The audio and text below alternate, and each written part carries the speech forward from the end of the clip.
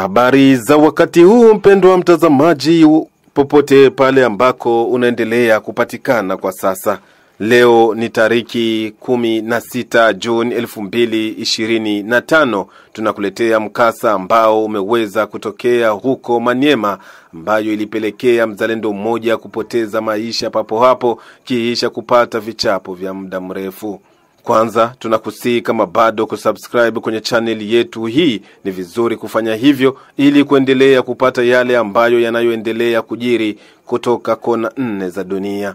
Mpendwa mtazamaji na msikilizaji wetu, leo tunakuletea habari za majonzi ya kufariki kwa mzalendo mmoja ambaye alipata vichapo vingi uliotokea huko kwenye mkoa wa Maniema. Habari tulizo nazo zaeleza kwamba kuna mzalendo mmoja ambaye aliweza kufahamika kwa jina la Papi alifariki kisha wenzake kumpiga viboko vingi na ambavyo vilimwongezea maumivu na kupelekea yeye kufariki papo hapo. Habari hizo zaeleza kutaja ya kwamba yote hayo yalitokea pale ambako mzalendo huyo marehemu alikosea masharti ambayo yaliweza kuwekwa na uongozi wake, na ndiko ambako uongozi huo uliruhusu mzalendo huyo kuweza kupigwa fimbo na wenzake, na ambayo ilipelekea kifo chake papo hapo. Mkasa huyo umetokea ndani ya mkoa wa Maniema katika kijiji cha Kailo.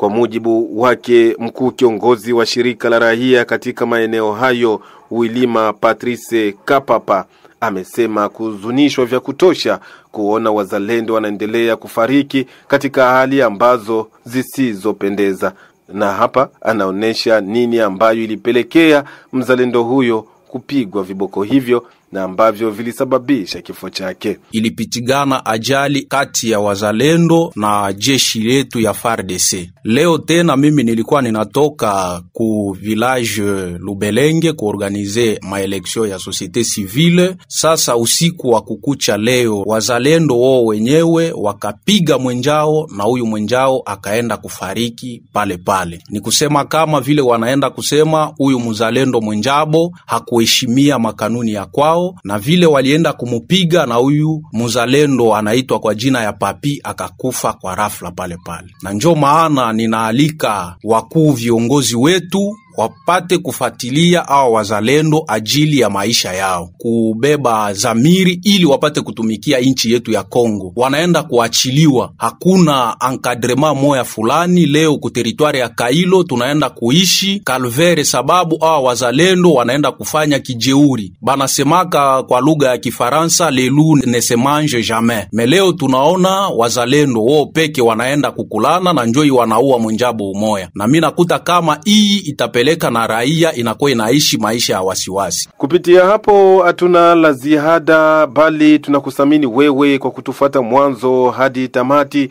Hapo ulipo mtazamaji na msikilizaji wetu, tunakusii kama ndo bado umekuja kutazama video zetu hizi, kusubscribe na kusambazia wengine, ili nyote kwa pamoja kuendelea kupata habari zetu ambazo zinakujia kwa muda muafaka. Tukutanane baadaye panapo bajaliwa. Mimi ni mchumbe wa mkulima na Fatuma.